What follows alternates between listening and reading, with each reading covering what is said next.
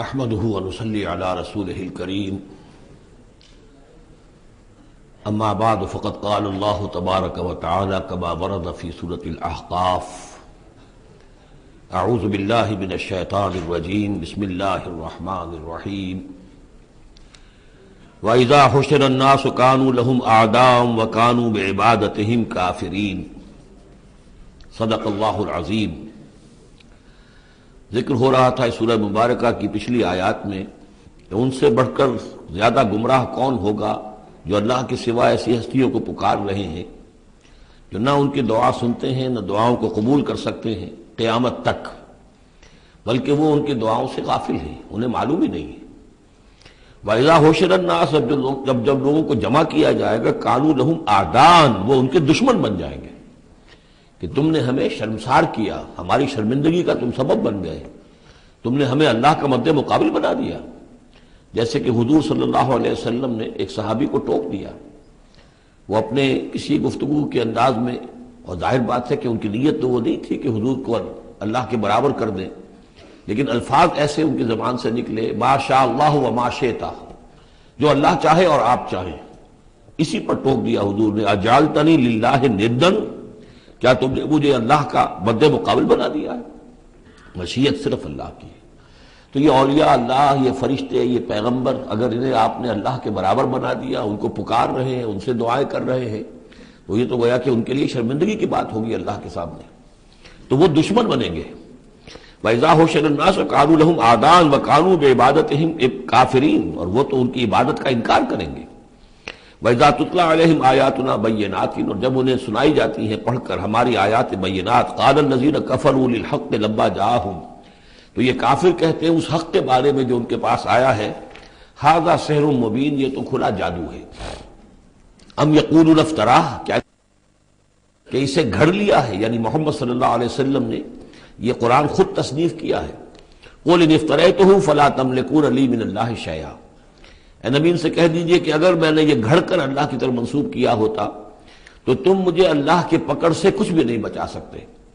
یہ مضمون آئے گا آخری پارے میں، لو تقول علینا بعض الاقاویل، بلکہ 29ویں پارے میں لاخذناہ بالیمین ثم لقطعنا منہ الوتین، کہ اگر بالفرض خدا نہ خواستہ اگر محمد صلی اللہ علیہ وسلم کوئی چیز گھڑ کر ہماری طرف منسوب کر دیں تو ہم ان کا داہنا ہاتھ پکڑیں گے اور پھر ان کی رگے جان کو کاٹ دیں گے۔ ظاہر بات ہے کہ یہ صرف اس میں جو غصہ ہے وہ ان لوگوں پر ہے جو کہہ رہے تھے۔ هو عالم بما تفیضون فیہ اللہ تعالیٰ خوب جانتا ہے جن چیزوں میں تم لگے ہوئے، جو کچھ تم کہہ رہے ہو، جو تمہارا ظاہری قول ہے اس کو بھی جانتا ہے، اور جو تمہارے دل میں چھپا ہوا اسے بھی جانتا ہے۔ کفا بہ شہیدا بینی و بینکم اور وہ کافی ہے بطور گواہ میرے اور تمہارے مابین، وہ جانتا ہے کہ میں اس کا رسول ہوں، اس نے میرے پاس وحی بھیجی ہے۔ وہو الغفور الرحیم اور وہ بخشنے والا ہے، رحم فرمانے والا۔ قل ما کنت بدعا من الرسل اے نبی ان سے یہ بھی کہیے کہ میں کوئی نیا نویلا رسول تو نہیں ہوں، کوئی پہلا رسول ہوں تو نہیں ہوں میں کہ مجھ سے پہلے کوئی رسول آئے نہ ہوں۔ بہت سے رسول آئے ہیں، ہاں میں آخری رسول ضرور ہوں، لیکن میں کوئی نیا سا رسول تو نہیں ہوں کہ کوئی ایک نئی بات ہو بالکل۔ بدعت اسی سے وہ بدعت کا لفظ بنا ہے ہمارے ہاں، جو چیز دین میں نہیں ہے اور لا کر اس کو آغاز کر دیا جائے تو در حقیقت وہ بدعت ہے۔ تو ما کنت بدعا من الرسول، جیسے کہ ہم سورہ آل عمران میں پڑھ آئے ہیں وما محمد الا رسول قد خلت من قبلہ الرسل۔ اسی طریقہ سے عیسیٰ ابن مریم کے بارے میں آیا ہے علیہ الصلوۃ والسلام کہ عیسیٰ ابن مریم کیا ہے؟ رسول، اور ان سے پہلے بہت سے رسول گزرے ہیں۔ قل ما کنت بدعا من الرسل وما ادری ما یفعل بی ولا بکم اور مجھے کچھ معلوم نہیں ہے کہ کیا کیا جائے گا میرے ساتھ اور کیا کیا جائے گا تمہارے ساتھ۔ یعنی اس سے مراد یہ نہ سمجھیے کہ حضور کو یہ معلوم نہیں تھا کہ آخرت میں میرے ساتھ کیا کیا جائے گا، وَلَلْآخِرَةُ خَيْرٌ وَأَبْقَىٰ حضور کے لیے تو یقیناً آخرت جو بہت بہتر ہے، لیکن یہ کہ ابھی کیا ہونے والا ہے، کل کیا ہونے والا ہے۔ ظاہر بات ہے کہ طائف آپ گئے تھے تو بڑی امیدیں لے کر گئے تھے نا، لیکن یہ کہ وہاں جا کر جو صورتحال ہوئی گویا کہ وہ حضور کی توقعات کے بالکل خلاف تھی۔ آپ کو تو امید تھی کہ کوئی نہ کوئی بڑا جو وہاں کا سرداروں میں سے کوئی نہ کوئی اگر مان لے گا میری بات کو تو میں پھر اپنا، چونکہ مکے میں تو اب ابو طالب کا انتقال ہو گیا اور وہی دنیاوی اعتبار سے میرے لیے پروٹیکشن کا ذریعہ تھے، لہذا اب کوئی اگر بڑا رئیس اور بڑا کوئی سردار جو ہے طائف کا وہ ایمان لے آئے تو میں اپنا یہ مرکز وہاں شفٹ کر دوں، لیکن یہ کہ وہاں وہ بات پوری نہیں ہو سکی۔ تو ما ادری ما یفعل بی ولا بکم، مجھے یہ معلوم نہیں ہے کہ کیا کیا جائے گا میرے ساتھ، کیا ہوگا اور کیا ہوگا تمہارے ساتھ. ان اتبع الا ما یوحی الیہ، میں تو بس پیروی کر رہا ہوں اس کی جو میری طرف وحی کی جا رہی ہے. وما انا الا نذیر مبین، اور میں نہیں ہوں مگر کھلا خبردار کر دینے والا، بس میری حیثیت تو یہ ہے. قل ارأیتم ان کان من عند اللہ وکفرتم بہ، اے نبی ان سے کہیے کہ ذرا غور کرو، سوچ لو، اگر ان کان من عند اللہ، جو چیز اللہ کی طرف سے آئی ہے یہ ہے واقعتاً اللہ کی طرف سے، وکفرتم بہ، اور تم نے اس کا کفر کیا، اس کا نتیجہ کیا نکلے گا؟ یعنی یہ کہ تم سوچو، امکان تو ہے نا. تم کہہ رہے ہو کہ میں نے گھڑ لی ہے، چلیے، حالانکہ دل میں تم جانتے ہو کہ یہ گھڑی بھی کتاب نہیں ہے. اگر گھڑی بھی کتاب ہوتی، انسان کی تصنیف ہوتی، تو تم بھی اس کا مقابلہ کرتے. تمہیں چیلنج دیا گیا ہے کہ اس جیسی کتاب بنا لاؤ، اس جیسی ایک صورت ہی بنا لاؤ، تو تمہارے دل میں وہ بات نہیں ہے. لیکن سوچ لو ذرا کہ اگر یہ شے واقعتاً اللہ کی طرف سے ہے، قل ارأیتم ان کان من عند اللہ وکفرتم بہ، اور تم نے اس کا انکار کر دیا. وشہد شاہد من بنی اسرائیل علی مثلہ، اور گواہی دے چکا ہے ایک گواہ بنی اسرائیل میں سے ایک ایسی ہی کتاب کی. اصل میں اس میں کافی تفسیر کے اندر اقوال میں اختلاف ہے. اس سے مراد جو ہے عام مومنین اہل کتاب ہیں یا حضرت موسیٰ علیہ السلام، اس لیے کہ کتاب استثناء میں جو پیشن گوئی ہے اس میں یہ الفاظ ہیں کہ اے موسیٰ، میں ان کے بھائیوں میں سے تیرے مثل ایک پیغمبر اٹھاؤں گا. کتاب استثناء کے 18ویں باب کی 18 اور 19ویں آیات ہیں یہ تورات کی، جو عہد نامہ قدیم ہے اس میں. تو گویا کہ مثل ہی، یعنی حضرت موسیٰ کی طرح کے محمد ہے، حضرت محمد کی طرح کے موسیٰ ہیں علیہ الصلوۃ والسلام، کیونکہ صاحب شریعت رسول ہے حضرت موسیٰ علیہ السلام. حضرت عیسیٰ صاحب شریعت نہیں ہے، صاحب کتاب ہے، انجیل دی گئی ہے، انجیل میں شریعت نہیں ہے، انجیل میں حکمت ہے. کل ہم پڑھ چکے ہیں جئتکم بالحکمہ، میں تمہارے پاس حکمت لے کر آیا. شریعت، قانون، یہ در حقیقت تورات میں تھی، حضرت موسیٰ علیہ السلام کو دی گئی، اور یا پھر محمد الرسول اللہ صلی اللہ علیہ وسلم کو قرآن دیا گیا، اور یہ آخری اور کامل شریعت دی گئی.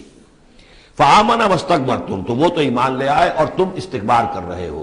یعنی یہود میں سے تو بہت سے علماء ایسے بھی تھے، بہت زیادہ نہیں لیکن تھے. عبداللہ ابن سلام رضی اللہ تعالیٰ عنہ بہت اہم ان کے علماء میں سے تھے، وہ ایمان لائے ہیں. تو وہ تو ایمان لے آئے. فاستکبرتم، اور تم استکبار میں اور گھمنڈ میں پڑے ہوئے ہو. ان اللہ لا یہدی القوم الظالمین، اللہ ظالموں کو ہدایت نہیں دیتا. وقال الذین کفروا للذین آمنوا لو کان خیرا ما سبقونا الیہ، اور کہا ان لوگوں نے جنہوں نے کفر کی روش اختیار کی ان لوگوں کے بارے میں جو ایمان لائے، کیونکہ ان میں سے زیادہ تر جو حضور کے آس پاس ہوتے تھے، اس لیے کہ بہرحال ان میں بڑے بڑے لوگ بھی تھے جو ایمان لائے تھے حضور پر. حضرت عثمان ابن عفان بھی تھے، بڑے بڑے گھرانے کے فرد تھے. عبد الرحمن ابن عوف بھی تھے، وہ بھی کوئی غرباء اور فقراء میں سے تو نہیں تھے. طلحہ اور زبیر بھی تھے، تو وہ بھی بڑے اونچے خاندانوں سے تھے. لیکن یہ کہ عام طور پر حضور کے آس پاس جو ہوتے ہیں یہ لوگ اپنے اپنے کاموں کے اندر بھی مصروف ہوتے تھے، لیکن جو غرباء تھے وہ حضور کے ارد گرد زیادہ موجود رہتے تھے. اور یہ بات بار بار آ چکی ہے حضرت نوح کے بیان میں بھی اور پھر حضور کے بارے میں بھی کہ اے محمد تمہارے گرد تو ہم بیٹھے ہوتے ہیں ہمارے کمی کاری لوگ، بڑے گھٹیا لوگ، ہمارے پس طبقات کے لوگ جو ہیں، کوئی غلام ہے ہمارا، کوئی اور یہاں پہ محنت مزدوری کرنے والا ہے، تو ہمارے شایان شان نہیں ہے کہ ہم آپ کے پاس آ کر بیٹھیں. یعنی ذرا ان کو اپنے سے دور کرو. جس پر کہ اللہ تعالیٰ نے کئی مرتبہ یہ فرمایا کہ اے نبی آپ ان کی بات پر نہ جائیے، اور کہیں ان اہل ایمان کو کہ جو صبح و شام اللہ کو پکارتے ہیں اور اللہ کی رضا جوئی میں لگے ہوئے ہیں، ان کو کہیں آپ اپنے سے دور نہ کر دیں. اگر ایسا آپ کریں گے تو یہ ظلم ہو جائے گا. لیکن بہرحال ان کا کہنا یہ تھا کہ اگر یہ لوگ جو ہیں، اگر واقعتاً یہ خیر ہوتا، لو کانا خیرن ما سبقونا، اگر یہ واقعتاً خیر ہوتا قرآن اور یہ دین، تو یہ لوگ جو ہیں یہ اس میں سبقت نہ کرتے ہم سے. بڑے ہم ہیں، سمجھدار ہم ہیں، دانشور ہم ہیں، ایلیٹ آف دی سوسائٹی ہم ہیں، تو ہم نے تو پیش قدمی کی نہیں ہے. لیکن یہ لوگ پیش قدمی کر رہے ہیں، تو اس کا مطلب ہے کہ یہ بات بھی گھٹیا ہی ہے جو تم پیش کر رہے ہو، جس کو گھٹیا قسم کے لوگ قبول کر رہے ہیں. یہ طنز ہے اس میں چھپا ہوا. وقال الذین کفروا للذین آمنوا لو کان خیرا ما سبقونا وَإِذْ لَمْ يَهْتَدُوا بِهِ فَسَيَقُولُونَ هَذَا إِفْكٌ قَدِيمٌ، اور جب یہ اس قرآن کے ذریعے سے ہدایت نہیں پا رہے تو کہتے ہیں کہ یہ تو گھڑا ہوا چیز، گھڑی ہوئی چیز ہے، افک ہے، پرانی شے ہے. وَمِن قَبْلِهِ كِتَابُ مُوسَىٰ إِمَامًا وَرَحْمَةً، حالانکہ اس سے پہلے موسیٰ کی کتاب موجود تھی اور اب بھی ہے، امامًا ورحمہ، وہ بھی رہنمائی کرنے والی ہے اور رحمت ہے۔ وَهَذَا كِتَابٌ مُصَدِّقٌ لِسَانًا عَرَبِيًّا، اور یہ کتاب نازل ہوئی ہے اس کی تصدیق کرتے ہوئے، یعنی تصدیق دونوں معنی میں، ایک تو کہ قرآن تصدیق کرتا ہے کہ تورات اللہ کی کتاب تھی، اللہ کی کتاب ہے، اگرچہ اس میں تحریف کر دی گئی ہے لیکن بہرحال اللہ کی کتاب تھی۔ اِنَّا أَنزَلْنَا التَّوْرَاةَ فِيهَا هُدًى وَنُورٌ، ہم نے تورات نازل کی تھی، اس میں ہدایت بھی تھی، نور بھی تھا۔ پھر انجیل کے بارے میں فیہ ہدی ونور، قرآن دونوں کی تصدیق کرتا ہے۔ دوسری یہ کہ تورات میں اور انجیل میں جو پیشین گوئیاں تھیں ان کا مصداق بن کر قرآن آیا ہے، تو قرآن مصدق ہے لسانًا عربیًا، اور بڑی ہی عمدہ فصیح اور بلیغ عربی زبان میں ہے، لینذر الذین، تاکہ خبردار کر دیں ان لوگوں کو ظلموا، جنہوں نے کہ کفر کی روش اختیار کی، خبردار کر دینے کی ذمہ داری ہے، اور اسی لیے یہ جو آسان زبان میں ہم نے اس کو اتارا ہے تاکہ ہر شخص تک یہ بات پہنچ جائے۔ وَبُشْرَىٰ لِلْمُحْسِنِينَ، اور جو ایمان اور اسلام اور احسان کی روش اختیار کریں ان کے لیے یہ بشارت بن جائے۔ ان الذین قالوا ربنا اللہ ثم استقاموا فلا خوف علیہم ولا هم یحزنون، یقیناً وہ لوگ، یہ وہی الفاظ آ گئے جو سورہ حمیم سجدہ میں آئے تھے، جنہوں نے کہا ہمارا رب اللہ ہے پھر اس پر جم گئے، اور میں نے عرض کیا تھا، پھر دوبارہ عرض کر رہا ہوں کہ استقامت میں قیامت مضمر ہے۔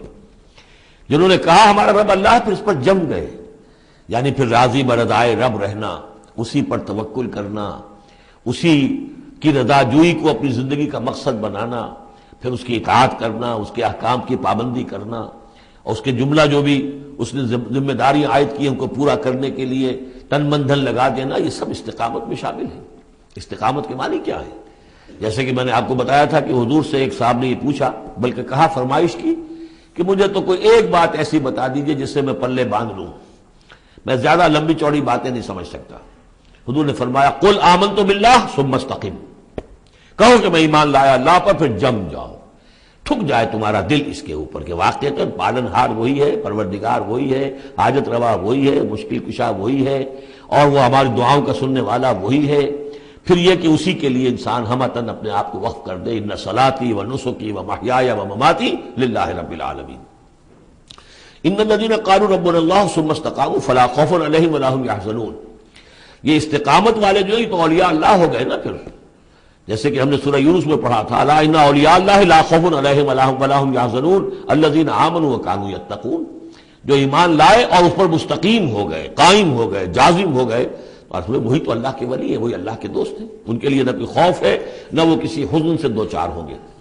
اولئک اصحاب الجنت خالدین فیہا، وہ جنت والے لوگ ہیں، اس میں رہیں گے ہمیشہ ہمیش، جزاء بما کانوا یعملون، اور یہ جزا ہوگا ان کے اعمال کا۔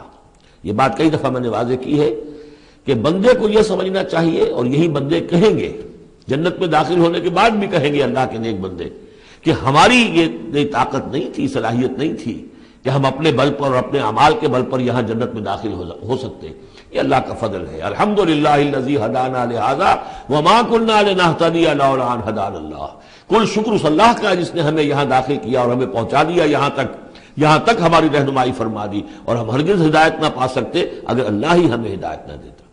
لیکن اللہ تعالیٰ بار بار کہتا ہے کہ ٹھیک ہے، لیکن یہ کہ تمہارے اعمال تھے، تم نے بھی محنت کی تھی، تم نے فیصلہ کیا تھا، اما شاکرم و اما کفورا، جو ہم نے تمہیں اختیار دے دیا تھا، تم نے ہمارے شکر گزار بندے بن کر زندگی گزارنے کا فیصلہ کیا، ہم نے قدر افزائی فرمائی، ہم نے تمہیں توفیق دی، ہم نے تمہارے راستے کی رکاوٹوں کو جو ہے آسان کر دیا، لیکن یہ کہ بہرحال تمہارا عمل اس میں شامل ہے۔ جزاء بما کانوا یعملون، یہ در حقیقت بدلہ ہوگا ان کے اعمال کا۔ ووصینا الانسان بوالدیہ حسنا، اور ہم نے وصیت کی انسان کو، تاکید کی انسان کو اس کے والدین کے بارے میں احسانا، کہ اس کے ساتھ احسان کی روش، نیک سلوک، خدمت، اور اس میں بھی خاص طور پر والدہ کا معاملہ جو ہے یہ سورہ بنی اسرائیل میں بھی ہے اور یہاں بھی ہے۔ وہاں بھی آیا تھا ووصینا الانسان بوالدیہ حملتہ امہ وہنا علی وہن وفصالہ فی عامین، تو والدین میں جو ہے والدہ کا حق فائق ہے والد کے حق پر، ویسے دونوں کے ساتھ اس نے سلوک ہو، دونوں کا ادب ہو۔ وَإِمَّا يَبْلُغَنَّ عِندَكَ الْكِبَرَ أَحَدُهُمَا أَوْ كِلَاهُمَا فَلَا تَقُل لَّهُمَا أُفٍّ وَلَا تَنْهَرْهُمَا وَقُل لَّهُمَا قَوْلًا كَرِيمًا، یہ ہم پڑھ چکے ہیں، لیکن یہاں بھی اور وہاں بھی خاص طور پر والدہ کا، اس لیے کہ مشقت جو ہے وہی پیدائش میں ساری کی ساری مشقت جو ہے ماں کی ہے، باپ کا کیا حصہ ہے؟ وہ تو ایک کوئی اس کی لذت کا لمحہ ہوتا ہے، وہ اس کے اندر اس نے وہ بوند ٹپکائی اور فارغ۔ اب وہ ساری مصیبت کون جھیل رہی ہے؟ وہ عورت جھیل رہی ہے، ماں جھیل رہی ہے۔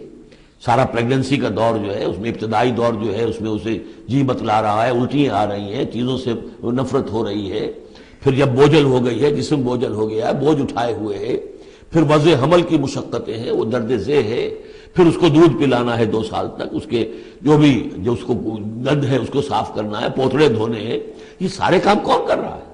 ماں کر رہی ہے۔ باپ کا تو اس میں حصہ ڈائریکٹ نہیں، انڈائریکٹ ہے کہ بہرحال وہ کمائی کرتا ہے، پرووائڈ کرتا ہے، یہ بات دوسری ہے، لیکن جو مشقت ماں کی ہے۔ اسی لیے حدیث میں آتا ہے کہ ایک صحابی نے حضور سے سوال کیا کہ میرے حسن سلوک کا سب سے اولین مستحق کون ہے؟ آپ نے فرمایا تمہاری والدہ۔ انہوں نے پوچھا پھر ان کے بعد کون؟ فرمایا پھر تمہاری والدہ۔ تیسری مرتبہ پھر کون؟ حضور پھر والدہ تمہاری۔ چوتھی مرتبہ جب اس نے پوچھا ان کے بعد کون، تو آپ نے فرمایا تمہارے والد۔ یعنی والدہ کا حق جو ہے وہ والد کے حق پر، یہ ہے اخلاقی حق۔ قانونی حق والد کا زیادہ ہے، اگر سیپریشن ہو جائے گی تو اولاد والد کی ہے، قانونی حق اس کا زیادہ ہے، لیکن اخلاقی حق، خدمت کا حق، اور جنت جس کے پاؤں تلے ہے وہ باپ نہیں ماں ہے۔ جنت جو ہے وہ تو اس کے قدم تلے تحت اقدام الامہات، اس حوالے سے اخلاقی مقام جو ہے وہ عورت کا زیادہ ہے، ماں کا زیادہ ہے۔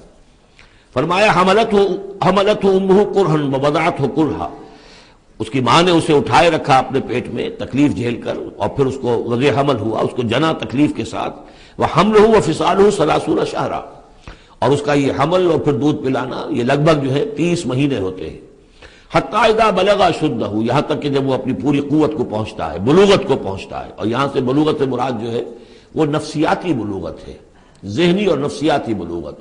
ایک جسمانی بلوغت ہوتی ہے، وہ تو 16 17 18 اس سال کے اندر آدمی جو ہے وہ پورا بالغ ہوتا ہے، لیکن جسمانی بلوغت نہیں، یہاں جو ہے 40 برس کا ذکر آ رہا ہے۔ حتی اذا بلغ اشدہ وبلغ 40 سنۃ، جب وہ 40 برس کا ہو جاتا ہے۔ سائیکولوجیکل میچورٹی جو ہے انسان کی وہ 40 برس کی ہے، یہی وجہ ہے کہ 40 برس ہی کی عمر میں جو بھی نبوت جو ہے وہ ملتی تھی، حضور کو بھی 40 برس کی۔ فلما بلغ 40 سنۃ حبب الیہ الخلا فکان یخلو بغار حرا، ایک حدیث ہے بڑی پیاری جس کی راویہ ہیں ام المومنین حضرت عائشہ صدیقہ رضی اللہ تعالیٰ عنہ، جس میں فرمایا انہوں نے کہ حضور نے مجھے بتایا کہ جب میری عمر 40 برس کے قریب ہوئی تو مجھے خلوت گزرنی محبوب ہو گئی، تنہائی میں بیٹھ کر، اور پھر آپ جا کر کئی دن کئی راتیں جو ہے غار حرا میں آپ تنہا رہتے تھے، خلوت گزری، پھر وہیں پر وہی کا آغاز ہوا ہے۔ تو 40 برس کی عمر، اگرچہ استثناءات ہیں، حضرت یحییٰ کے بارے میں ہم پڑھ چکے ہیں سورہ مریم میں، آتیناہ الحکم صبیہ، بچپن ہی میں اللہ نے انہیں حکمت عطا فرما دی، اور ان کو جو بھی وہ میچورٹی ہے اللہ نے بہت ابتدائی عمر میں عطا فرما دی۔ حضرت عیسیٰ کا معاملہ بھی ایسا ہی ہے، لیکن عام قاعدہ قانون وہی ہے 40 برس کا۔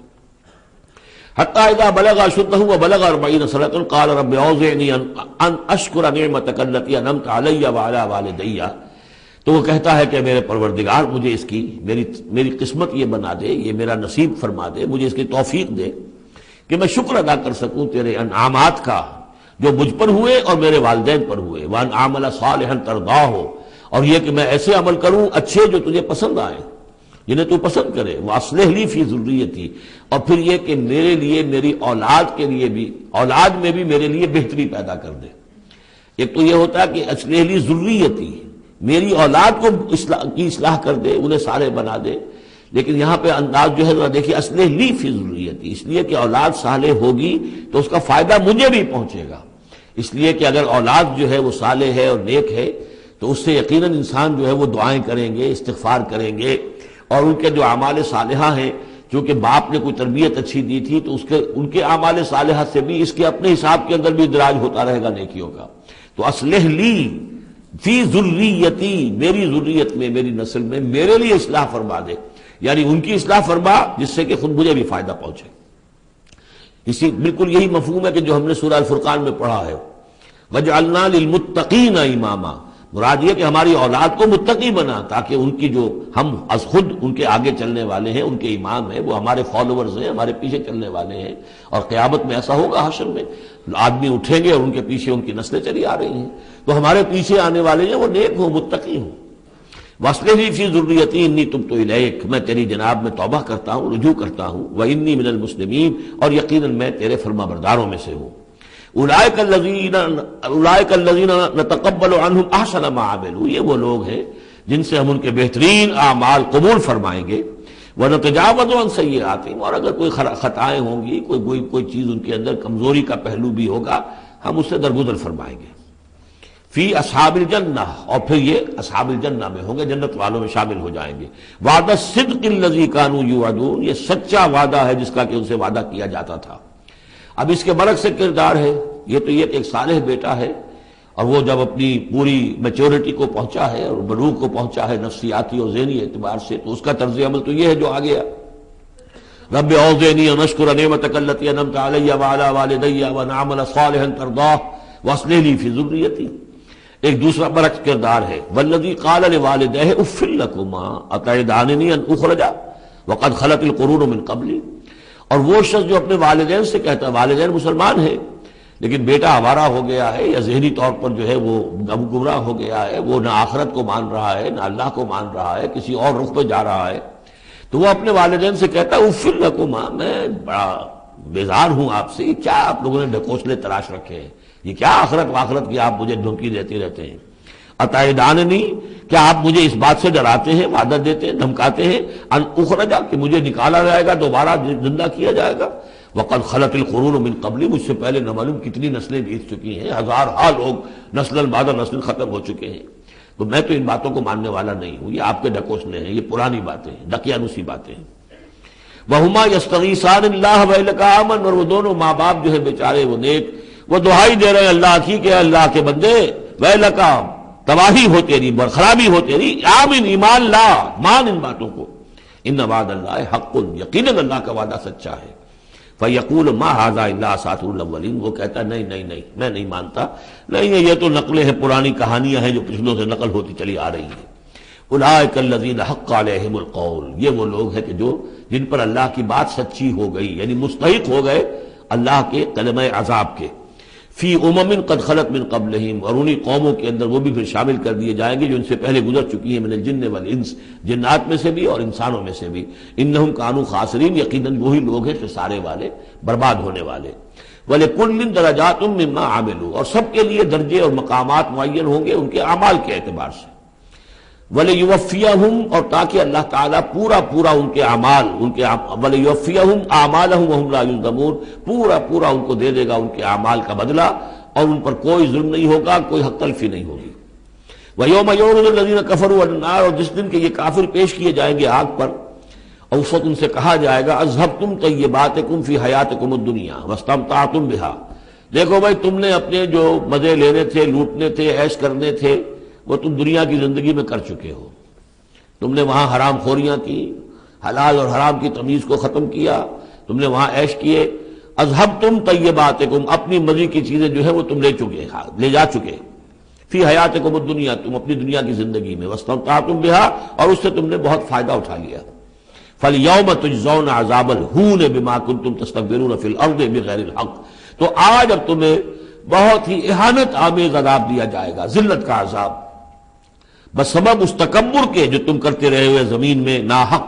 وَبِمَا كُنتُمْ تَفْسُقُونَ، اور جو تم نے وہاں پر نافرمانیاں کی ہیں اور ہمارے احکام کو توڑا ہے. وَاذْكُرْ أَخَا عَادٍ، اور ذرا تذکرہ کیجئے اخا عاد قوم عاد کے بھائی کا، یعنی حضرت ہود علیہ السلام. اذ انذر قومہ بالاحقاف، جبکہ انہوں نے اپنی قوم کو خبردار کیا احقاف میں. یہ احقاف کا علاقہ تھا، بالکل جنوبی ساحل جو ہے عرب کا، جزیرہ نما عرب کا، اس کے ساتھ، اور اب وہاں پر بہت ہی سخت قسم کا، وہ بدترین قسم کا صحرا ہے. احقاف. وقد خلت النذر من بین یدیہ ومن خلفہ، ان سے پہلے بھی، ان کے سامنے بھی اور بہت سے خبردار کرنے والے آئے تھے. یہ میں نے عرض کیا تھا کہ انبیاء متعدد آ کر پھر آخری کوئی رسول آتا تھا کہ جو پھر آخری اتمام حجت کرتا تھا. اللہ تعبدوا الا اللہ، انہوں نے یہی دعوت دی تھی کہ مت پوجو کسی کو سوائے اللہ کے. انی اخاف علیکم عذاب یوم عظیم، مجھے اندیشہ ہے تمہارے اوپر، تمہارے بارے میں کہ ایک بڑے دن کا عذاب تم پر آئے گا. قالوا اجئتنا لتافکنا عن آلہتنا، انہوں نے کہا کہ کیا تم اس لیے آئے ہو اے ہود کہ تم ہمیں اپنے معبودوں سے برگشتہ کر دو. فاتنا بما تعدنا ان کنت من الصادقین، تو اگر تم سچے ہو تو جس عذاب کی دھمکی ہمیں دے رہے وہ لے آؤ. قال انما العلم عند اللہ، انہوں نے کہا کہ اس کا علم تو اللہ کے پاس ہے، کل علم اللہ کے پاس ہے. وہ عذاب آئے گا، کب آئے گا، کس صورت میں آئے گا، میں نہیں جانتا، وہ اللہ جانتا ہے. وَأُبَلِّغُكُم مَّا أُرْسِلْتُ بِهِ، اور میں تو تمہیں پہنچا رہا ہوں وہ جو اس نے مجھے دے کر بھیجا ہے. جو پیغام اس نے دیا میں پہنچا رہا ہوں، میرا کام انذار ہے، ابلاغ ہے، پہنچا دینا ہے، واضح کر دینا ہے۔ وَلَٰكِنِّي أَرَاكُمْ قَوْمًا تَجْهَلُونَ، لیکن میں دیکھ رہا ہوں کہ تم نے بہت جہالت کی روش اختیار کر لی ہے، بجائے اس کے کہ میری بات پر غور کرو، دیکھو، سوچو، دل میں اترے تو اسے قبول کرو۔ تم نے تو گویا کہ ادھار کھائے بیٹھے ہو اس کی نفی پر اور اس کو نہ ماننے پر، تو تم جہالت پر اتر آئے ہو۔ فَلَمَّا رَأَوْهُ عَارِضًا مُسْتَقْبِلَ أَوْدِيَتِهِمْ، تو عذاب الہی جب آیا، اس کے آثار جب آئے تو وہ ایک ایسی صورت میں تھے کہ جو ہے کہ بادل آ رہے ہیں۔ تو جب دیکھا انہوں نے اس کو، یعنی عذاب کو، راؤ ہو، یہ وہ عذاب کے لیے ضمیر ہے، عارضاً کہ اس کو ہم نے ایک ابر کی صورت میں بھیجا، مستقبل اودیتہم، جو ان کی وادیوں کی طرف چلا آ رہا تھا، سامنے آ رہا تھا۔ قالوا هذا عارض ممطرنا، ان کو یہ تو بادل آ گئے، ابر ہے، اب بارش ہوگی، جلتھل ہو جائیں گے، مطر آ رہی ہے۔ بل ہوا مستعجلتم به، نہیں، یہ تو وہ شے جس کی تم نے جلدی مچائی تھی کہ لے آؤ عذاب اگر لا سکتے ہو۔ ریح فیہا عذاب علیم، وہ ایک جھکڑ تھا جس کے بارے میں آئے گا سورۃ الحاقہ میں کہ سخر علیہم 7 لیال و 8 ایام، 7 رات اور 8 دن مسلسل وہ جھکڑ چلا ہے۔ ریح فیہا عذاب علیم، وہ جھکڑ ہے جس میں بہت بڑا عذاب ہے۔ تدمر کل شیء بامر ربھا، وہ ہر شے کو اپنے رب کے حکم سے اٹھا کر پٹکتی تھی، وہ ہوا جو ہے اٹھاتی تھی اور پٹکتی تھی۔ تدمر، جیسے کسی درخت کی جڑ سے اکھاڑا جائے پھر پھینک دیا جائے۔ اور وہ چونکہ تھے بھی بڑے طویل القامت لوگ، تو بڑے بڑے ستونوں کی طرح پھر پڑے تھے، کاجاد النخل خاویہ، جیسے کہ وہ کھجوروں کے تنے پڑے ہوئے ہیں زمین کے اوپر۔ تدبر کل شیء بامر ربھا فاصبحوا لا یری الا مساکنہم، پھر وہ ایسے ہو گئے کہ اب کچھ نظر نہیں آ رہا تھا سوائے ان کے مسکنوں کے، ان کے گھر نظر آ رہے ہیں، ان کی حویلیاں، ان کی بلڈنگیں، لیکن وہاں اس میں بسنے والا اب کوئی نظر نہیں آ رہا۔ کذالک نجزی القوم المجرمین، اسی طرح ہم بدلہ دیا کرتے ہیں مجرموں کی قوم کو۔ وَلَقَدْ مَكَّنَّاهُمْ فِي مَا إِن مَّكَّنَّاكُمْ فِيهِ، اب یہاں قریش سے، مکے والوں سے خطاب ہو رہا ہے، ان کو ہم نے جو تمکن عطا کیا تھا زمین میں، جو مال و اسباب دیا تھا، جو طاقت دی تھی، فِي مَا إِن مَّكَّنَّاكُمْ فِيهِ، اس میں اتنا تمکن تمہیں ہم نے نہیں دیا، اتنی طاقت تمہارے پاس نہیں ہے۔ ان کی تہذیب، جیسا کہ میں عرض کر چکا ہوں، وہ شداد کا جو شہر تھا، اب اس کے جو ہے باقیات وہ نظر آ چکے ہیں سیٹلائٹس کے ذریعے سے کہ زمین کے نیچے جو ہے بہت گہرے وہ موجود ہیں، جو ان کے اوپر عذاب آیا اور اس کے اوپر، لیکن وہ دبے ہوئے موجود ہیں۔ اس کے بڑے بڑے جو ہے ستون جو بنائے تھے انہوں نے، غالباً 30 بڑے بڑے ان کی فصیل کے ساتھ جو ہے پلرز ہیں جن کو گن لیا گیا ہے، اب وہ موجود ہیں۔ یہ ساری نشانیاں اب ایک ایک کر کے ظاہر ہوں گی۔ وَلَقَدْ مَكَّنَّاهُمْ فِي مَا إِن مَّكَّنَّاكُمْ فِيهِ، ہم نے وہ چیزیں انہیں دی تھی کہ جو اے قریش تمہیں نہیں دی، ہم نے ان کو، تمہیں وہ تمکن نہیں دیا۔ وَجَعَلْنَا لَهُمْ سَمْعًا وَأَبْصَارًا وَأَفْئِدَةً، ہم نے ان کے لیے بھی، ہم نے انہیں سماعت کان بھی دیے تھے، وَأَبْصَارًا آنکھیں بھی دی تھی، افئدہ بھی دیے تھے، دل اور عقل بھی دی تھی۔ فَمَا أَغْنَىٰ عَنْهُمْ سَمْعُهُمْ وَلَا أَبْصَارُهُمْ وَلَا أَفْئِدَتُهُمْ مِنْ شَيْءٍ، تو کچھ کام نہیں آئے ان کے، نہ تو ان کی سماعت، ان کی بصارت، نہ ان کے دل یا عقلیں، میں کسی شے میں انہیں نہیں بچا سکے۔ اذ کانوا یجحدون بآیات اللہ، جبکہ وہ انکار کرتے رہے اللہ کی آیات کا۔ وحاق بہم ما کانوا بہ یستہزئون، اور ان کو گھیر لیا اور ان پر الٹ پڑی وہی چیزیں جن کا کہ وہ مذاق اڑایا کرتے تھے۔ وَلَقَدْ أَهْلَكْنَا مَا حَوْلَكُم مِّنَ الْقُرَىٰ، اور ہم نے تو ہلاک کیا ہے بہت سی بستیوں کو جو تمہارے ہی ارد گرد آباد تھیں۔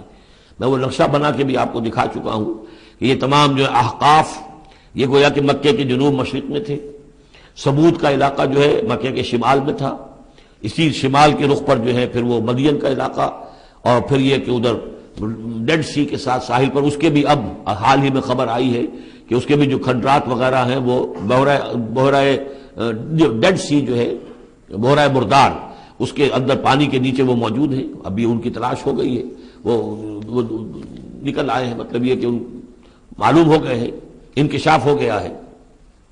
تو فرمایا وَلَقَدْ أَهْلَكْنَا مَا حَوْلَكُم مِّنَ الْقُرَىٰ، ہم نے بہت سی بستیوں کو، شہروں کو ہلاک کیا جو تمہارے ارد گرد ہی تھی۔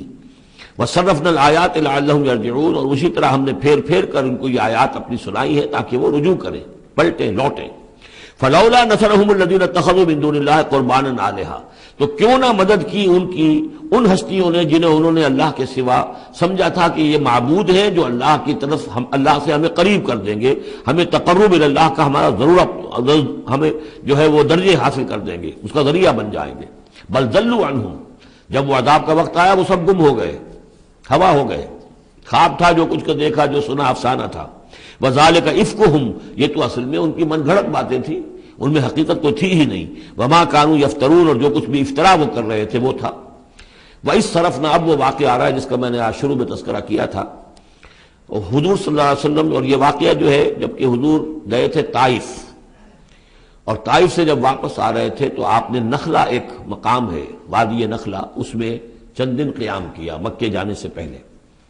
اور چونکہ دل گرفتہ تو بہت تھی جب آپ طائف سے واپس آئے ہیں، طائف میں جو کچھ بیتی تھی وہ آپ کو معلوم ہے۔ بہرحال وہاں آپ فجر کے وقت ایک روز نماز فجر کی پڑھ رہے تھے اور قرآن مجید پڑھ رہے تھے، اس میں قرآن الفجر ہم پڑھ آئے ہیں، فجر کی نماز میں طویل قرات ہوتی ہے۔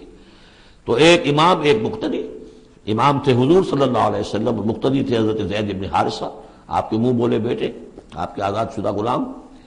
اس وقت یہ ہے کہ وہاں سے گزر ہوا کچھ جنوں کی ایک جماعت کا، وہ ٹھہر گئے، ٹھٹک کر کھڑے ہوئے اور وہ سنتے رہے، قرآن حضور پڑھ رہے ہیں وہ سن رہے ہیں۔ تو اس پر وہ ایمان لائے اور پھر جا کر اپنی قوم میں انہوں نے فوراً تبلیغ شروع کر دی۔ تو یہ بات ہمارے لیے بڑی عبرت کی بات ہے کہ جنات کی ایک جماعت نے ایک ہی دفعہ قرآن سنا، ایمان بھی لے آئے اور فوراً مبلغ بن گئے اس کے۔ لیکن ہم جو ہے سنتے ہیں اور ایک کان سے سن کر دوسرے کان سے نکال دیتے ہیں، ہماری زندگی میں کوئی تبدیلی نہیں آتی۔ تو بڑا قابل غور ہے یہ مقام قرآن مجید کا۔ وَإِذْ صَرَفْنَا إِلَيْكَ نَفَرًا مِنَ الْجِنِّ، اور جب کہ ہم نے آپ کی طرف متوجہ کر دیا اے نبی جنوں کی ایک جماعت کو، یستمعون القرآن، کہ وہ قرآن سننے لگے۔ فلما حضروہ، جب وہاں وہ پہنچے، قالوا انصتوا، انہوں نے کہا چپ ہو جاؤ، خاموش رہو، سنو، توجہ سے سنو۔ اب دیکھیے جو بات قرآن مجید میں آئی ہے وَإِذَا قُرِئَ الْقُرْآنُ فَاسْتَمِعُوا لَهُ وَأَنصِتُوا، معلوم ہوتا ہے کہ یہ وہ ان جنات میں سے تھے کہ جو طبعاً نیک تھے، شریف تھے، اس اعتبار سے ان کے اندر وہ جو مادہ تھا وہ موجود تھا، بلکہ آگے چل کر معلوم ہوگا کہ وہ حضرت موسیٰ علیہ السلام کے ماننے والے تھے، ان پر گویا کہ وہ اہل کتاب جنات تھے۔ تو انہوں نے جب سنا تو بڑی توجہ کے ساتھ جو ہے وہ سننے لگے اور کہا خاموش ہو جاؤ، سنو توجہ سے۔ فلما قضی، تو جب وہ آپ کی قرات ختم ہو گئی، وَلَّوْا إِلَىٰ قَوْمِهِمْ مُنذِرِينَ، تو فوراً اپنی قوم کی طرف پلٹے انہیں خبردار کرنے کے لیے۔ اور کیا کہا انہوں نے؟ قالوا یا قومنا انا سمعنا کتابا انزل من بعد موسیٰ، معلوم ہوا موسیٰ کے ماننے والے تھے۔ اے ہماری قوم کے لوگوں، ہم نے سنا ہے، ہم نے کتاب سنی ہے جو نازل ہوئی ہے اب موسیٰ کے بعد۔ کتاب جو نازل ہوئی ہے موسیٰ کے بعد وہ قرآن ہی ہے، اگرچہ ہم مانن کہہ دیتے ہیں عرفاً، وہ انجیل کو بھی کتاب، لیکن کتاب کا لفظ میں نے بارہا آپ کو بتایا ہے کہ شریعت کے لیے آتا ہے، کتاب قوانین کے لیے آتا ہے۔ کتب علیکم کتب علیکم کتب علیکم، نماز بھی ہے کتابا موقوتا، عدت کے لیے آیا حتیٰ یبلغ الکتاب اجلہ، تو شریعت کے احکام کے لیے جو ہے وہ اصل میں یہ لفظ خاص ہے۔ تو تورات چونکہ شریعت کی حامل تھی اور قرآن پھر شریعت دوسری جو آئی ہے موسیٰ کی شریعت کے بعد وہ شریعت محمدی ہے صلی اللہ علیہ وسلم۔ ورنہ ظاہر بات ہے کہ ان کے علم میں ہوگا کہ حضرت عیسیٰ بھی آئے اور وہ ایک کتاب تو لائے، لیکن یہ کہ اس میں شریعت نہیں۔ قالوا یا قومنا انا سمعنا کتابا انزل من بعد موسیٰ مصدقا لما بین یدیہ، اور یہ تصدیق کرتے ہوئے آئی ہے اس کی جو اس کے سامنے موجود ہے، یعنی تورات۔ یہدی الی الحق، اور یہ رہنمائی کر رہی ہے حق کی طرف، وَإِلَىٰ طَرِیقٍ مُسْتَقِیمٍ، اور ایسے راستے کی طرف جو بالکل سیدھا ہے۔ صراط مستقیم، صراط بھی راستہ، طریق بھی راستہ، سبیل بھی راستہ، سواء السبیل سیدھا راستہ، صراط مستقیم سیدھا راستہ، طریق مستقیم۔ یا قومنا اجیبوا داعی اللہ، اے ہماری قوم کے لوگوں، اللہ کی طرف پکارنے والے کی پکار پر لبیک کہو، مانو، ایمان لاؤ۔ وآمنوا بہ یغفر لکم من ذنوبکم، تو ان پر ایمان لاؤ تاکہ اللہ تعالیٰ جو ہے تمہارے گناہوں کو بخش دے۔ وَيُجِرْكُم مِّنْ عَذَابٍ عَلِيمٍ، اور تمہیں بچا دے عذاب علیم سے، دردناک عذاب سے۔ وَمَن لَّا يُجِبْ دَاعِيَ اللَّهِ فَلَيْسَ بِمُعْجِزٍ فِي الْأَرْضِ، اور جو نہیں لبیک کہتا اللہ کی طرف پکارنے والے کی پکار پر، تو وہ پھر فَلَيْسَ بِمُعْجِزٍ، وہ اللہ تعالیٰ کو ہرا نہیں سکے گا، شکست نہیں دے سکے گا زمین میں۔ وَلَيْسَ لَهُ مِن دُونِهِ أَوْلِيَاء، اور نہیں ہوں گے اس کے لیے کوئی ایسے اس کے رفیق اور اس کے پشت پناہ اور مددگار جو اسے اللہ کی پکڑ سے بچا سکے۔ أُولَٰئِكَ فِي ضَلَالٍ مُّبِينٍ، یہ لوگ تو گویا کہ کھلی گمراہی کے اندر ہوں گے۔ اب یہ بات جو ہے جیسا کہ میں نے اس کے قابل غور ہے ہمارے لیے۔ اب ظاہر بات ہے کہ داعی جب تک نبوت کا سلسلہ جاری تھا وہ اللہ کے نبی ہوتے تھے۔ اب حضور کے بعد اب داعی جو ہوں گے وہ امت میں سے ہوں گے، کوئی اٹھے گا اللہ کا بندہ، پھر دین کی دعوت دے گا، پھر قرآن کی طرف بلائے گا، پھر لوگوں سے کہے گا کہ آؤ چلو اس راستے پر چلو، اللہ کے دین کا راستہ یہ ہے، اقامت دین کی جد و جہد میں لگو، اس کے لیے اپنے تن بندھن لگاؤ، ان صلاتی و نسکی و محیایا و مماتی للہ رب العالمین۔ اب نبی تو کوئی نہیں آئے گا سوائے ان کے جو دجال ہیں، جھوٹے نبی ہیں جنہوں نے دعوے کیے ہیں، وہ تو چھوڑ دیجیے ان کو، لیکن نبی نہیں آنے والا، نبوت کا دروازہ بند ہو چکا، لیکن دعوت اللہ کا دروازہ بند نہیں ہوا ہے، اس کا سلسلہ بند نہیں ہوا، بلکہ اب تو اس امت کے ذمے بحثیت مجموعی کو ذمہ داری لگا دی گئی۔ وَكَذَلِكَ جَعَلْنَاكُمْ أُمَّةً وَسَطًا لِتَكُونُوا شُهَدَاءَ عَلَى النَّاسِ وَيَكُونَ الرَّسُولُ عَلَيْكُمْ شَهِيدًا، تمہارے ذمے ہے۔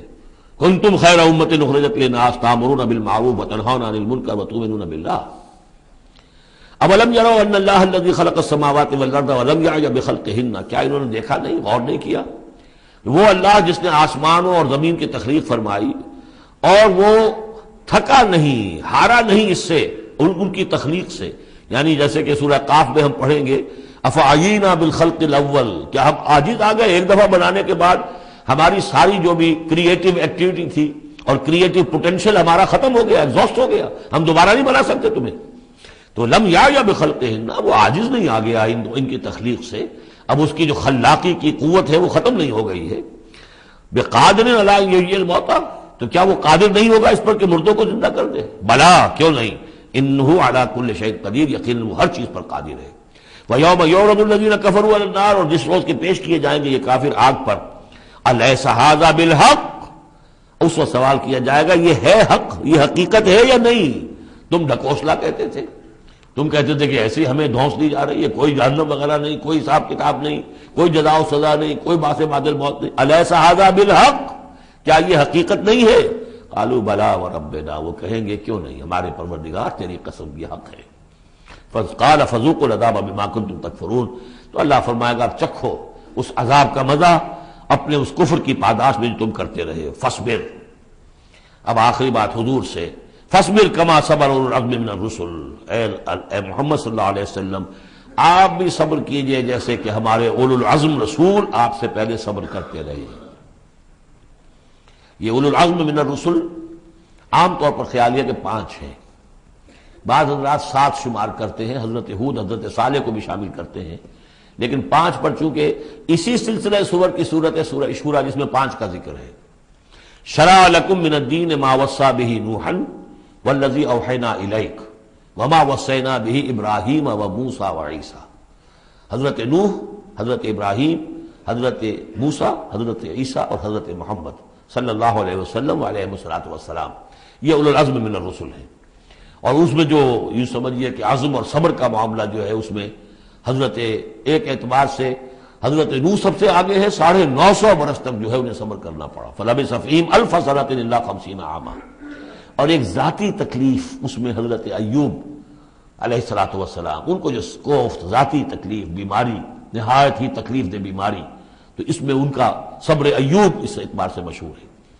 فاصبر کما صبر اولو العزم من الرسل، صبر کیجئے جیسے کہ ہمارے اولو العزم پیغمبر صبر کرتے رہے، ولا تستعجل لهم، اور ان کے لیے جلدی نہ کیجئے۔ کیا مطلب؟ یہ خیال جو کبھی شاید حضور کے دل میں بھی آ جاتا ہو، لیکن یہ کہ دوسرے مسلمانوں کے دلوں میں آنا تو بالکل قرین قیاس ہے کہ اللہ تعالیٰ ان کو پکڑتا کیوں نہیں؟ یہ کس طریقے سے بلال کو کیسے مار رہا ہے یہ امیہ ابن خلف، اللہ تعالیٰ اس کا ہاتھ چھل کیوں نہیں کر دیتا؟ وہ تو علی کل شیء قدیر ہے، اور اس قوم کو کب تک یہ مہلت دی جائے گی؟ کیوں نہیں ان پر عذاب آ جاتا جیسے کہ عذاب آیا تھا پچھلی قوموں کے اوپر؟ فرمایا نہیں، ولا تستعجل، پچھلی صورت بھی اسی پر ختم ہوئی تھی کہ اے نبی اہل ایمان سے یہ کہیے کہ ذرا ان کو ابھی معاف کریں، ابھی ان کو کچھ عرصے کے لیے، کیونکہ جو ہمارا ابھی فیصلہ جو ہے وہ یہ ہے کہ ابھی وہ وقت عذاب کا نہیں آیا ہے، تو ابھی یہ ذرا درگزر کرتے رہے۔ وہی بات یہاں خاص طور پر واحد کے صیغے میں خطاب کر کے حضور سے کہی جا رہی ہے، فاصبر کما صبر اولو العزم من الرسل ولا تستعجل لهم، ان کے لیے جلدی نہ کیجئے، کانہم یوم یرون ما یوعدون، جس دن کے یہ دیکھیں گے اس عذاب کو، جب عذاب آئے گا تو ایسے محسوس کریں گے لم یلبسوا الا ساعۃ من نہار، کہ نہیں رہے تھے مگر دن کی کسی ایک حصے میں، ایک گھڑی دن کی صرف۔ بلاغ، یہ ہے پہنچا دینا، ھذا بلاغ، لیکن ھذا یہاں پر محذوف ہو گیا، ھذا بلاغ، بلاغ یہ پہنچا دینا ہے۔ فَهَلْ يُهْلَكُ إِلَّا الْقَوْمُ الْفَاسِقُونَ، تو ہلاک تو وہی کیے جائیں گے، کون ہلاک کیا جائے گا سوائے ان کے کہ جو نافرمان لوگ تھے۔ یہاں یہ جو 8 سورتوں کا ایک سلسلہ چلا آ رہا تھا وہ بھی ختم ہوا، اور یہ کہ جو 5واں جو گروپ ہے مکی اور مدنی صورتوں کا، ان میں سے جو مکیات کا سلسلہ ہے وہ ختم ہو گیا، اور یہ 13 صورتیں ہیں، سورہ سبا، فاطر، پھر یاسین، پھر صافات، پھر صاد، اور پھر یہ 8 صورتیں، سورہ زمر، اور پھر مومن، اور پھر حامیم سجدہ، اور شورا، اور زخرف، اور دخان، اور جاسیہ، اور احقاف۔ یہ صورتیں ہیں کہ جہاں مکیات ہیں۔ اب اس کے ساتھ 3 مدنیات ہیں۔ یہ 3 جو مدنیات ہیں ان میں سے 2 صورتیں تو بڑی ہم وزن ہیں اور جوڑے کی شکل میں ہیں، لیکن ایک صورت جو ہے اگرچہ بہت جامع صورت ہے قرآن حکیم کی وہ، لیکن اس کو ہم کہہ سکتے ہیں مضمون کے اعتبار سے کہ وہ سورہ فتح کا ایک ضمیمہ ہے۔ اگرچہ اسلامی ریاست کے اصول، اسلامی معاشرے کے لیے بنیادی ہدایات کے اعتبار سے قرآن حکیم کی اہم ترین، جامع ترین صورت ہے۔ 18 آیات میں اللہ تعالیٰ نے، یوں سمجھیے کہ سورہ نساء، سورہ مائدہ میں جو اصول دیے ہیں اسلامی معاشرے کے اور اسلامی ریاست کے، ان کا لب لباب اور خلاصہ 18 آیات میں ہے سورہ حجرات کی۔ جہاں تک سورہ محمد صلی اللہ علیہ وسلم کا تعلق ہے، یہ بھی قرآن کی ان صورتوں میں سے ہے کہ جس کے 2 نام ہیں۔ اس کا نام سورہ قتال بھی ہے۔ زمانہ نزول جو ہے یہ غزوہ بدر سے متصلاً قبل نازل ہوئی ہے، یعنی سورہ بقرہ ہی کا ضمیمہ اس کو سمجھنا چاہیے۔ سورہ بقرہ ہے اکثر وہ آیات جو نازل ہوئی ہیں ہجرت کے بعد سے لے کر اور غزوہ بدر تک، ایک تو ان کا بڑا مجموعہ ہے جو 40 رکوعوں پر مشتمل ہے، وہ تو سورہ بقرہ ہے، لیکن اس کو علیحدہ رکھا گیا ہے، اگرچہ ہے اسی سلسلے کے اندر، اور اس کے علیحدہ رکھنے کا میں بیان کروں گا کہ سبب کیا ہے۔ تو گویا کہ اس کو ایک طرح سے سمجھیے کہ زمانہ نزول کے اعتبار سے یہ سورہ بقرہ کا ضمیمہ ہے، غزوہ بدر سے قبل نازل ہوئی۔ اور اس کا پس منظر کیا ہے کہ جب یہ حضور نے صلی اللہ علیہ وسلم اپنا اقدام کا عمل شروع کیا ہے، یعنی ایک تو 12 برس تک مکے میں تو حکم یہ تھا کہ ہاتھ بندے رکھو، ہاتھ رکے رکھو، نو ریٹیلیشن، ریونج کا کیا سوال، انتقام تو بہت دور کی بات ہے، no raising of hands even in self defence, اپنے بچانے کے لیے بھی ہاتھ نہیں اٹھانے۔ اگر خباب بن الارت سے کہا گیا کہ اتارے کپڑوں اتار دو، لیٹ جاؤ گھروں کے اوپر لیٹ جاؤ۔ حضرت یاسر کو اور حضرت سمیہ کو اور حضرت عمار کو جو کچھ بھی ایذائیں دے رہا تھا ابو جہل، کسی مسلمان کو اجازت نہیں تھی کہ جا کر اس کا ہاتھ پکڑے، نہیں۔ یہ مرحلہ تھا پیسو ریزسٹنس کا کہ جو تکلیف آئے جھیلو، جوابی کارروائی کوئی نہیں۔ لیکن اب جیسا کہ ہم سورہ حج میں پڑھ چکے، اذن للذین یقاتلون بانہم ظلموا، اب اقتتال کا دور شروع ہو گیا۔ لیکن یہ کہ جو منافقین تھے یا جن کے دلوں میں روگ تھا، جو اب اس جان جوکھوں میں ڈالنے کے لیے تیار نہیں تھے، وہ کچھ کہہ رہے تھے کہ آخر لڑائی بھڑائی کا کیا فائدہ ہے، یہ تو کوئی صلح سے کام کرنا چاہیے۔ یا کوئی یہ بھی کہتا ہوگا کہ گڑ دے کر مارا جا سکتا ہو تو زہر کا کو دینا ہے۔ ہم اپنی دعوت و تبلیغ کے کام کو بس جاری رکھیں۔ اور یہ تو محمد نے، معاذ اللہ میں ان کی بات نقل کر رہا ہوں، یہ محمد نے خود جو ہے مہم جوئی شروع کر دی ہے کہ انہوں نے جو ہے ان کو چھیڑ چھاڑ شروع کر دی، ان کے قافلوں کا تعاقب شروع کر دیا، ان کی جو ہے وہ گویا کہ لائف لائن کے اوپر ہاتھ ڈال دیا۔ تو یہ جو حقیقت اقدام تو کر رہے ہیں یہ خود، اور اس سے گویا کہ لڑائی بھڑائی کا سلسلہ شروع ہو جائے گا۔ تو ان کے دلوں میں تو تھا روگ نفاق کا کہ وہ چاہتے نہیں تھے کہ ہمارے ایمان کا یہ امتحان ہو جائے کہ ہم سے کہا جائے کہ نکلو اللہ کی راہ میں جان ہتھیلی پر رکھ کر۔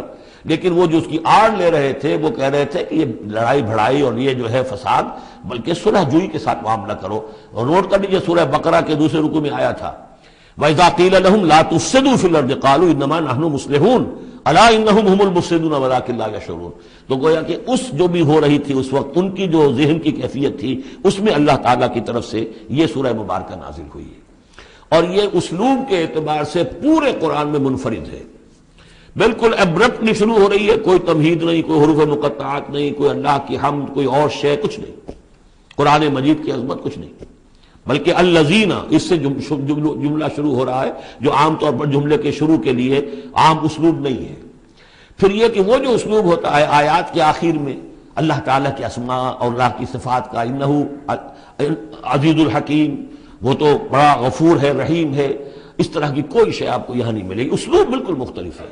ہر آیت ابرپٹ شروع ہو رہی ہے، سورت بھی ابرپٹلی شروع ہوئی ہے اور ابرپٹلی ختم ہو جائے گی۔ اسی طریقے سے ہر آیت جو ہے شروع ہوتی ہے اور ابرپٹلی ختم ہو جاتی ہے، بغیر کسی اختتامی اللہ کے اسماء اور صفات کے حوالے کے۔ باقی اس میں اور سورہ جو اگلی صورت ہے سورہ فتح، اس میں کیا ترتیب ہے وہ یہ ہے کہ حضور کی انقلابی جد و جہد کا جو آخری مرحلہ تھا، یعنی قتال، آرم کانفلکٹ، اس سے متصل قبل یہ سورہ محمد نازل ہو رہی ہے، اور اس کا جو اختتام ہو رہا تھا اور اللہ تعالیٰ کی طرف سے جو فتح آئی ہے اس کی تمہید ہے سورہ حدیبیہ، انا فتحنا لک فتحا مبینا۔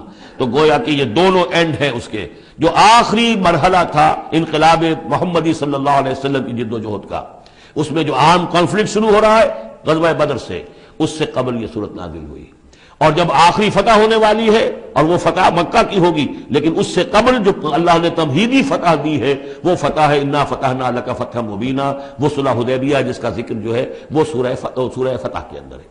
یہ ربط ہے ان میں۔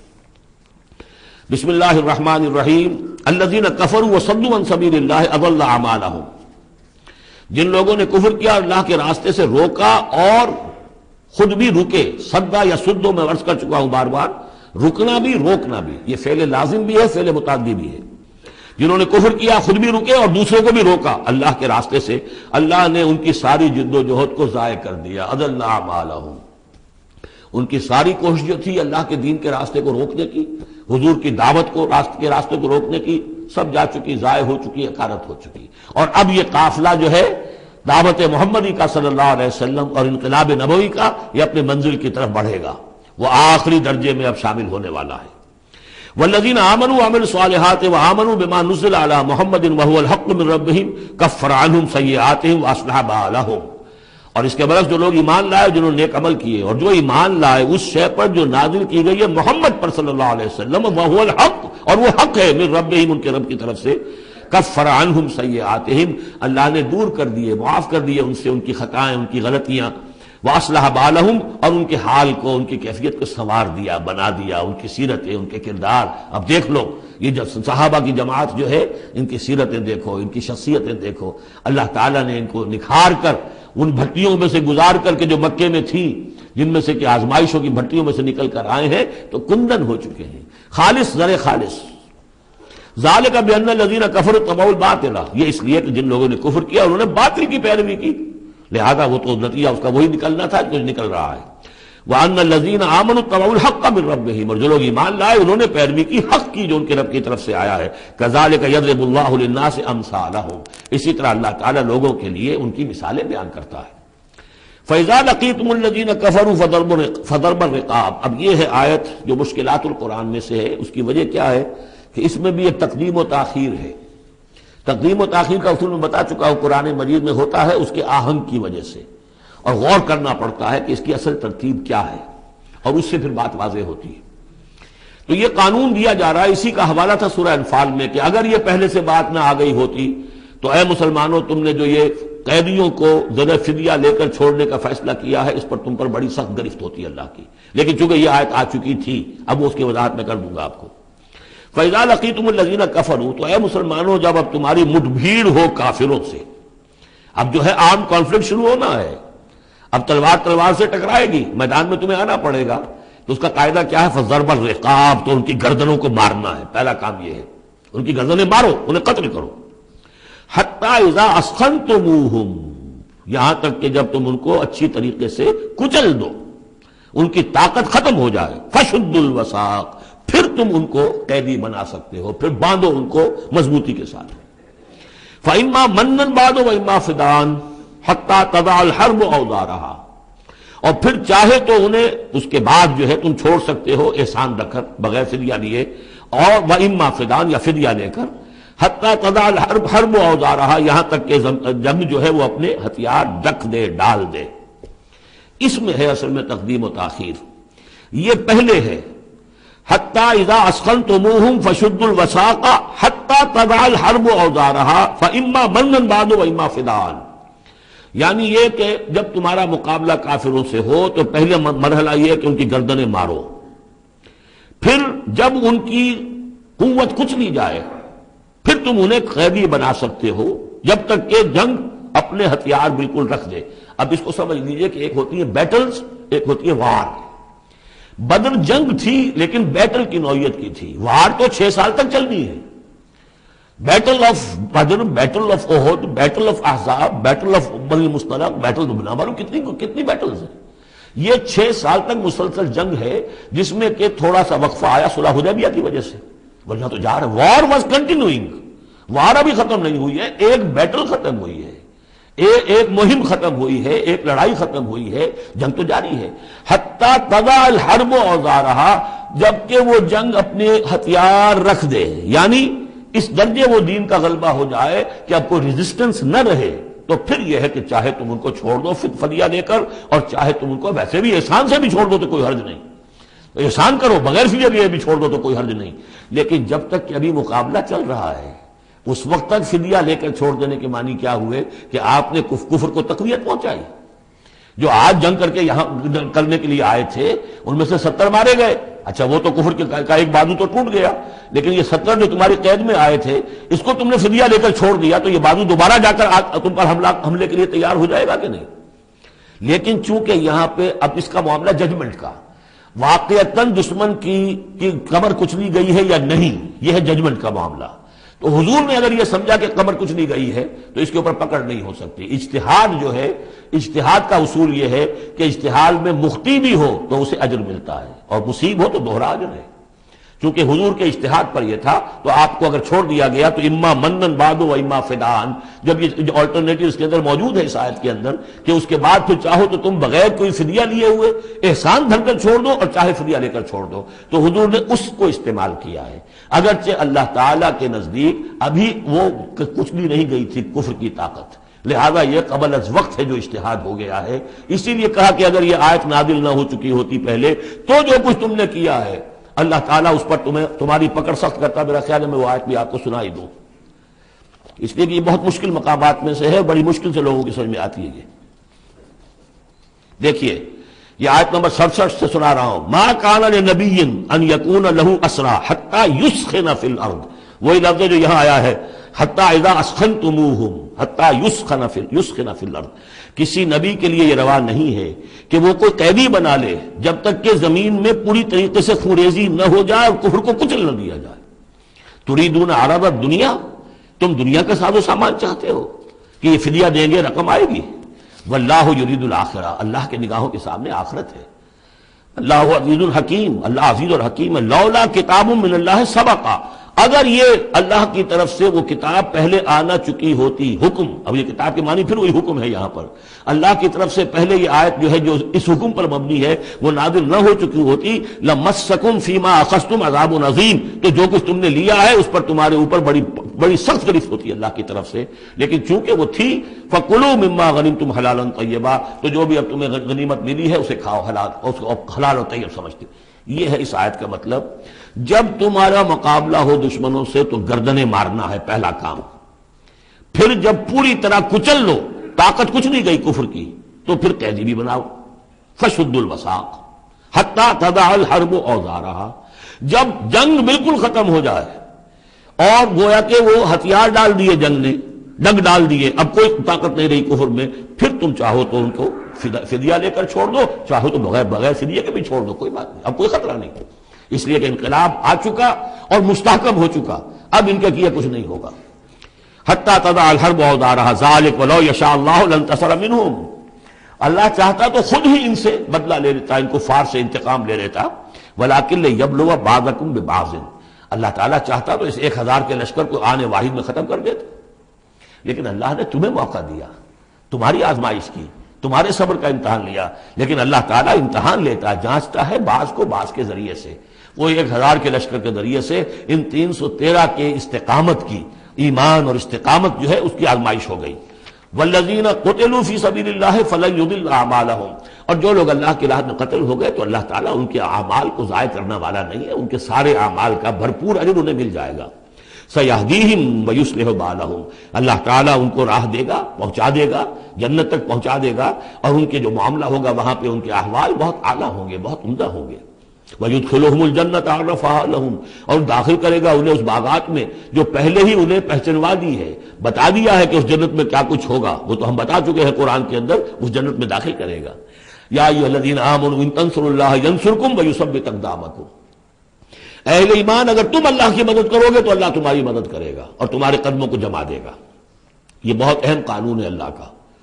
تم اللہ کی مدد کرو گے تو اللہ مدد کرے گا. تم اللہ کے دشمنوں سے پینگے بڑھاؤ، دوستیاں کرو، ان کی وفاداریوں کے دم بھرو، انہیں اپنا سرپرست سمجھو، انہیں اپنا حمایتی اور مددگار سمجھو، اور ساتھ ہی دعا کرو تو دعائے قنوت نازلہ چاہے سال بھر کرتے رہو گے، اللہ نہیں سنے گا تمہاری دعا. ڈھاکہ گیا، مشرقی پاکستان گیا، بدترین شکست آ گئی، قنوت نازلہ مکے میں بھی اور مدینے میں بھی پڑھے جا رہے تھے اور پورے پاکستان میں پڑھے جا رہے تھے، اللہ نے نہیں سنی. تمہاری دوستیاں کس سے؟ اللہ سے تو ہے نہیں. اللہ کے خلاف تو اعلان جنگ ہے. تمہاری ساری معیشت سود پر چل رہی ہے. تم نے اللہ کے باغیوں کو دوست بنایا ہوا، انہیں اپنا سرپرست سمجھتے ہو، انہی کی مدد پر تمہارا جو ہے سارا سہارا بھروسہ ہے. آ رہا تھا کوئی جہاز چل کر امریکہ کا، وہ تو نہیں آیا، تو اللہ کیوں سنے گا تمہاری بات؟ ان تنصروا اللہ ینصرکم ویثبت اقدامکم، اگر تم اللہ کی مدد کرو گے، تم اس کے اگر مخلص ہو، فرما بردار ہو، اس کے دین کا جھنڈا لے کر کھڑے ہو گئے ہو، تن من دھن اس کے لیے لگانے کو تیار ہو، اللہ مدد کرے گا اور تمہارے قدم جما دے گا. والذین کفروا فتعسا لهم، اور وہ لوگ جنہوں نے کفر کیا ہے ان کے لیے تو پھر ہے ان کو گویا کہ رد کر دینا، راندہ درگاہ کر دیے جائیں گے، وہ کھائیں ٹھوکریں. وعد اللہ اعمالهم، اللہ نے ان کے تمام اعمال کو، جد و جہد کو، کوششوں کو بالکل گمراہ کر دیا، یعنی ختم ہو گئی وہ، اور ان کا حاصل کچھ نہ ہوا. ذالک بانہم کرہوا ما انزل اللہ فاحبط اعمالهم، اس کی وجہ کیا ہے کہ انہوں نے وہ چیز ناپسند کی جو اللہ نے نازل کی. فاحبط اعمالهم، اللہ نے ان کے تمام نیک اعمال بھی ضائع کر دیے. یعنی آخر ان میں ایسے بھی تھے کفار میں سے جو غریبوں کو کھانا کھلا دیتے تھے، جو حاجیوں کی خدمت کرتے تھے اور سمجھتے تھے بڑی نیکی کا کام ہم کر رہے ہیں. یہ سورہ توبہ میں ہم پڑھ آئے ہیں، اجعلتم سقایۃ الحاج وعمارۃ المسجد الحرام، ان چیزوں کو تم نے بہت بڑی نیکیاں سمجھ رکھا ہے. لیکن یہ کہ اگر تم نے اللہ کے نازل کیے ہوئے قرآن کو ناپسند کیا ہے تو اللہ نے تمہاری ساری اعمال جو ہے حبط کر دیے. افلم یسیروا فی الارض فینظروا کیف کان عاقبۃ الذین من قبلہم، تو کیا یہ زمین میں گھومے پھرے نہیں کہ یہ دیکھتے کہ کیا انجام ہوا ان لوگوں کا جو ان سے پہلے تھے. دمر اللہ علیہم، اللہ تعالیٰ نے ان پر ہلاکت کو مسلط کر دیا. وللکافرین امثالھا، اور ان کافروں کے لیے بھی ایسے ہی انجام آئیں گے. ذالک بان اللہ مولا الذین آمنوا وان الکافرین لا مولا لہم، اور یہ اس لیے کہ اللہ تو مولا ہے، رفیق ہے، پشت پناہ ہے، مددگار ہے اہل ایمان کا، اور یہ کہ کافروں کا کوئی مولا ہے ہی نہیں. یہ اصل میں یہیں سے حضور نے پھر وہ نعرہ اخذ کیا تھا جب غزوہ احد میں، جب وقتی طور پر مسلمانوں کی شکست ہو گئی اور حضور بھی اور صحابہ بھی پھر پہاڑ کے اوپر چڑھ گئے احد پر، اور اس کے بعد پھر جو دامن میں کھڑے ہوئے تھے جو کفار کے اس وقت کے سربراہ تھے، اس میں ابو سفیان تھے اور خالد بن ولید جو بعد میں جو دونوں ایمان لے آئے صحابہ میں سے ہیں. تو اس وقت یہ ہے کہ ابو سفیان نے نعرہ لگایا تھا، لنا عزا ولا عزا لکم، ہمارے لیے عزا جیسی دیوی ہے، اس نے ہماری مدد کی ہے، تمہارے لیے تو عزا ہے ہی نہیں. تو حضور نے کہا تھا مسلمانوں سے جواب دو، اللہ مولانا ولا مولا لکم، اللہ ہمارا مولا ہے، تمہارا کوئی مولا نہیں. اس نے کہا تھا اعلی حبل، لیکن یہ کہ اس کے جواب میں کہا گیا اللہ اکبر، اللہ سب سے اعلیٰ بھی ہے، بڑا بھی ہے. تو یہ جو نعرہ ہے کہ اللہ مولانا ولا مولا لکم، ذالک بان اللہ مولا الذین آمنوا وان الکافرین لا مولا لہم، ان اللہ یدخل الذین آمنوا وعملوا الصالحات جنات تجری من تحتها الانہار، یقیناً اللہ تعالیٰ داخل کرے گا ان لوگوں کو جو ایمان لائے، جن نے نیک عمل کیے، ان باغات میں جن کے دامن میں ندیاں بہتی ہوں گی. والذین کفروا یتمتعون ویاکلون کما تاکل الانعام، اور وہ لوگ جو کفر کر رہے ہیں وہ کھا پی رہے ہیں، عیش اڑا رہے ہیں دنیا میں، کھا رہے ہیں جیسے کہ حیوانات بھی کھاتے ہیں. والنار مثوی لکم، لیکن یہ کہ بالآخر ان کا ٹھکانہ جو ہے وہ آگ ہے. وکأی من قریۃ ہی اشد قوۃ من قریتک التی اخرجتک، اور اے نبی کتنی ہی بستیاں ایسی گزری ہیں کہ جو اس بستی سے کہیں زیادہ قوت میں تھیں جس نے آپ کو نکلنے پر مجبور کیا ہے. مکے سے بڑے بڑے شہر تھے، ان سے بڑی اس کی جو ہے قوتیں تھیں، بڑی طاقتور قومیں وہاں رہتی تھیں. تو یہ جو بستی جس نے کہ آپ کو وہاں سے نکلنے پر مجبور کیا ہے، اس سے کہیں زیادہ بڑی جو بستیاں تھیں انہیں ہم نے ہلاک کیا. اہلکناہم فلا ناصر لہم، ان کو ہم نے ہلاک کر دیا اور ان کا کوئی مددگار نہ ہوا.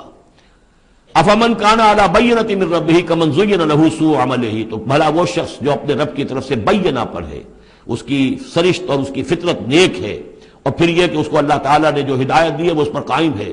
کمن زین لہ سوء عملہ، کیا وہ اس جیسا ہو جائے گا کہ جس کے اعمال اس کے لیے مزین کر دیے گئے ہیں، برے اعمال اس کے، لیکن اسے محسوس ہوتا ہے کہ بڑے شاندار میرے اعمال ہیں، میری تہذیب طریقتکم المثلی، تمہارا کلچر بہت اعلیٰ کلچر، مثالی کلچر، واتبعوا اہواءہم، اور انہوں نے پیروی کی ہے اپنی خواہشات کی۔ ان دونوں میں ظاہر بات ہے کوئی مساوات نہیں ہو سکتی۔ وہ جو اللہ کی طرف سے بینہ پر ہے وہ کامیاب ہونے والے ہیں، اور یہ لوگ جو اپنی خواہشات کی پیروی کر رہے ہیں ناکام ہونے والے ہیں۔